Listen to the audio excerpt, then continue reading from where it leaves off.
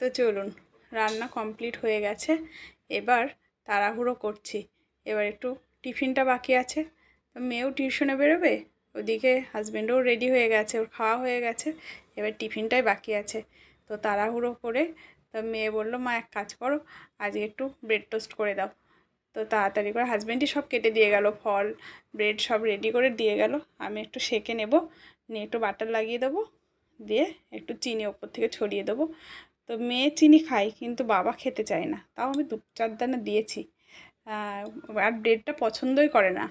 যেহেতু আজকে খুব তাড়া ছিল, হেঁটে এসে ব্যায়াম করে আর হয় না, সব দেরি হয়ে যায়। যাই হোক, তাই হয়ে গেছে। ওই 2 টুকরো করে ফল দিয়ে দিলাম, আর ওই ব্রেড 2 টুকরো দিয়ে হয়ে গেছে, রেডি করে দিয়েছি। হাজব্যান্ডের খাওয়া হয়ে গেছে। এবার বেদানার জুসটা করে নেব। তো এই বেদানার জুসটা করে নেব, ওদিকে খেয়ে ও বেরিয়ে যাবে।